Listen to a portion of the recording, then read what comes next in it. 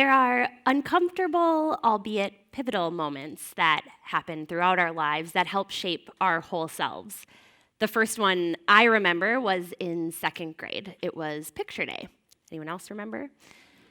I can still smell the film and the hairspray wafting through the hallways, and I can still see those tiny blonde heads bouncing down the hall on the way to the gym. You see, I went to an almost all-white elementary school, which is pretty much every space I've occupied my entire life, being the only or one of very few.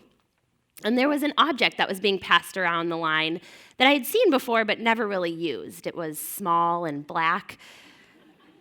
You know what it is, don't you? And it was being used to kind of smooth away any frizz and erase curls from the blonde heads.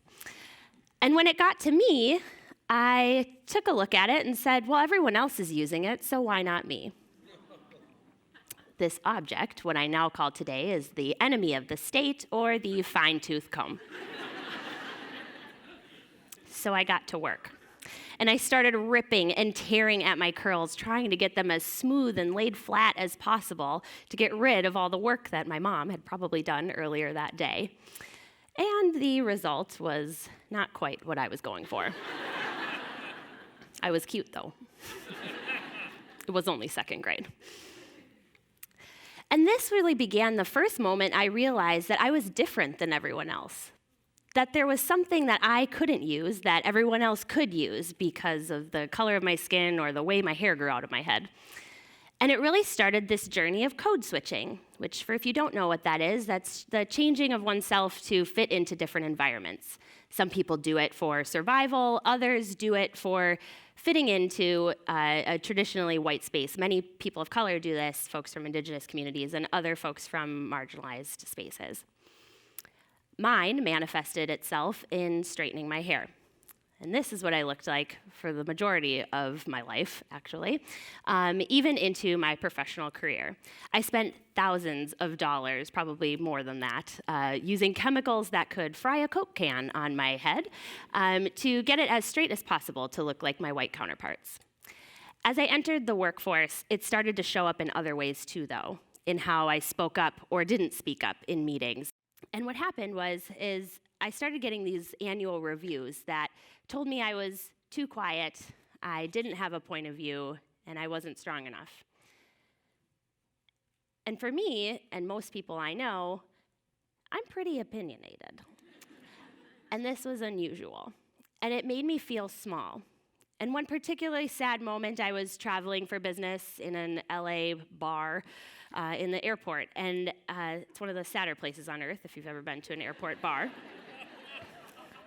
And I'm sitting across the bar from me is this beautiful, black, fierce woman with a bald head. And for those who aren't familiar, Black women's hair is their crown. It is something that we cherish, and many of us change to fit in.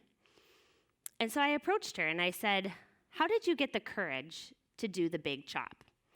And she said, honey, I wish I had done it sooner. And I sat with that for a moment, but not too long, because I went and called my hairstylist and made an appointment and went and got my hair cut off. It wasn't completely bald, but it was uncomfortable enough for me to feel a real change. I started wearing my hair natural in what I call a TWA, or a teeny weeny afro. I didn't invent that, that's normal.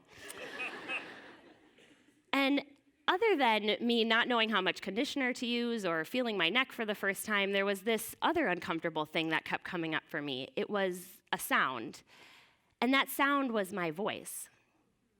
I had never heard it before. Maybe it was fried off from all the chemicals I was using. But it was a really strong voice. It was annoying at first, but then I started to get used to it. It started advocating for me in ways I had never done before. I had 2 babies in the process, and I started advocating for them in ways that only a new parent can. I started advocating for women in my industry, in advertising, which is primarily white and primarily male in leadership, helping them advance in their careers. And eventually, I started a business with my 3 best friends called The Coven, a community and workspace for women and non-binary folks here in Minneapolis, soon in St. Paul.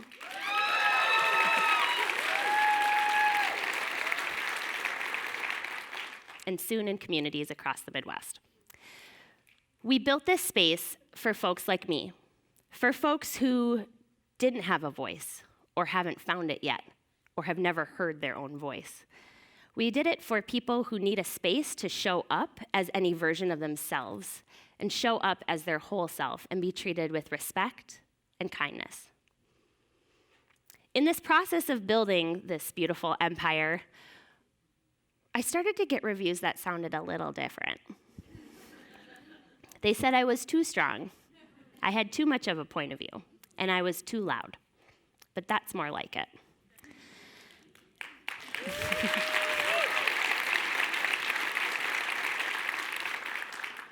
With each curl that grew out of my head, my voice got louder, and I started listening to myself more. I get questions a lot from people asking me about my courage. How did I get the courage to cut off all my hair? How did I get the courage to grow a giant afro? How did I get the courage to advocate for myself, my children, and the women in this community?